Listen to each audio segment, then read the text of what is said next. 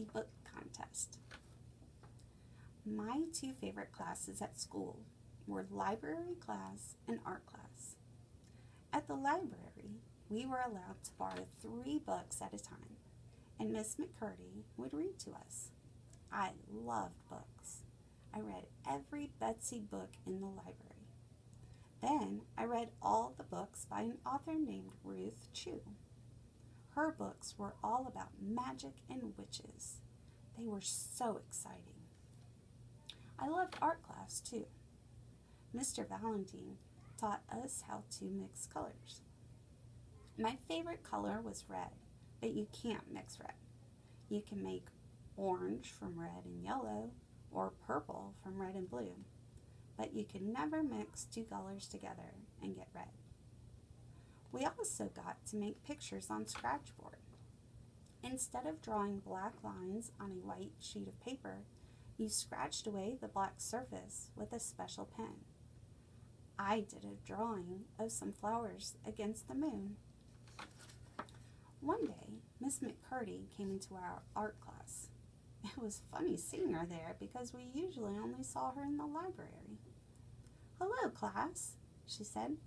"Mr. Valentine and I are combining our classes for a special project. We are going to have all of you write and illustrate your own books." Our own books? Could we do that? Could I do that?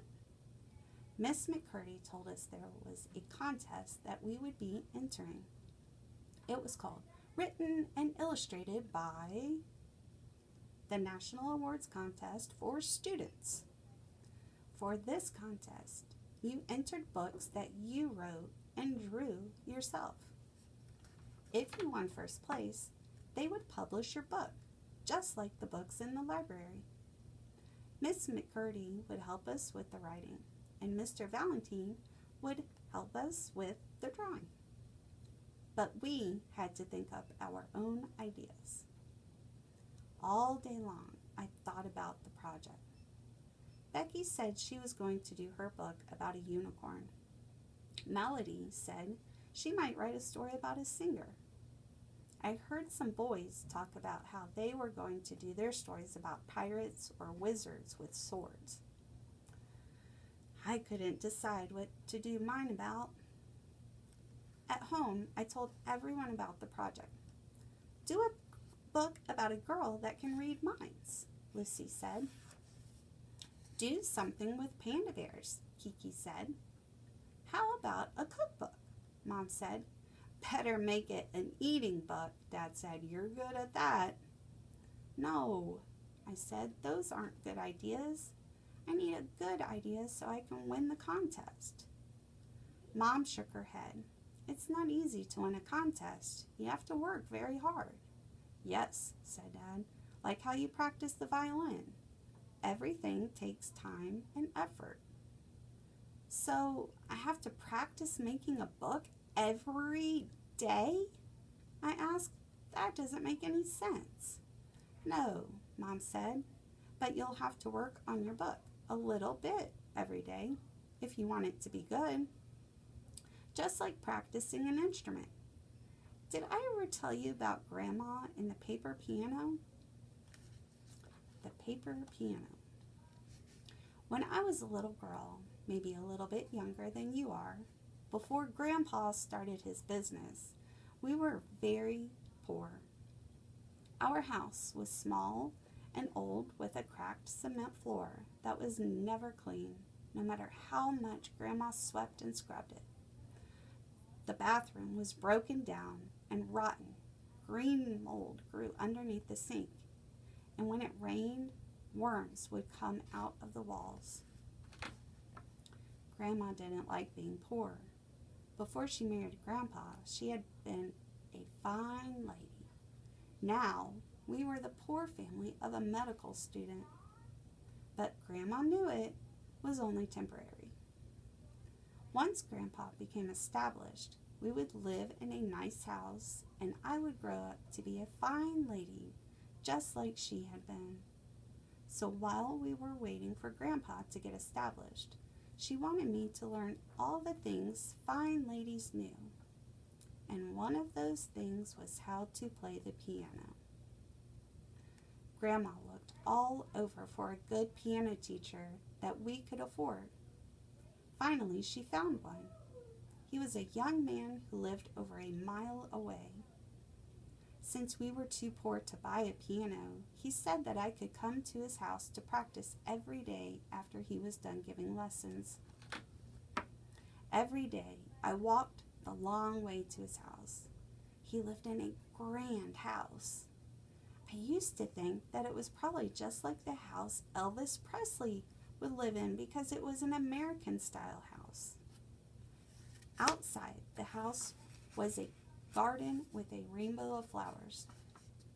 There were exotic flowers in the garden, red and yellow roses with their vivid petals spilling over each other, marigolds looking like bursts of orange sunshine, and brilliant violet pink petunias.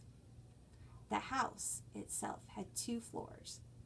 I never got to see what was upstairs, but the downstairs was so magnificent.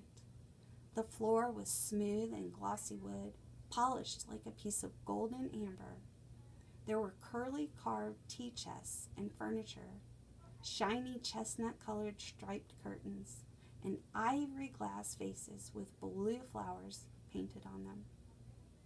On the porcelain cover of a gold box, an English lady smiled at me. She wore a pink dress, the skirts puffing like an upside-down peony. She always seemed to be inviting me to open the box, but I never did. The paintings of wealthy ancestors were watching. Their stern gazes forbade me to touch any of their riches. My piano teacher had a fascinating house. But the walk to his house was long and dull. By the time I got there, my legs ached as if they had been beaten with bamboo stalks. I always tried to get out of going to his house. It's too hot, I would say, or it's raining. But no matter what I said, Grandma still would make me go practice.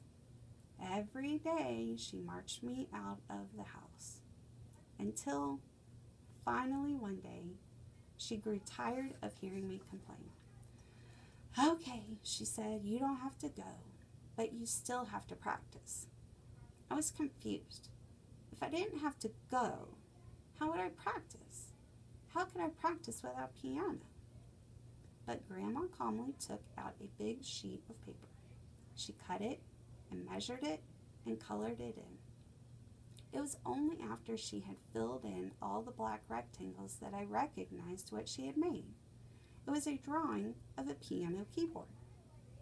Grandma put the paper piano and my music on the table in front of me and said, "Here, you can practice on this." I played my scales, my exercises, and my solo. Every time I touched a paper key, Grandma would sing the note. So no matter what, I practiced the piano every day. Sometimes I practiced on a real piano. Sometimes I practiced on the paper piano. It was a long time before we got a piano of our own. But when we did, I was able to play so well that they invited me to play in the school orchestra.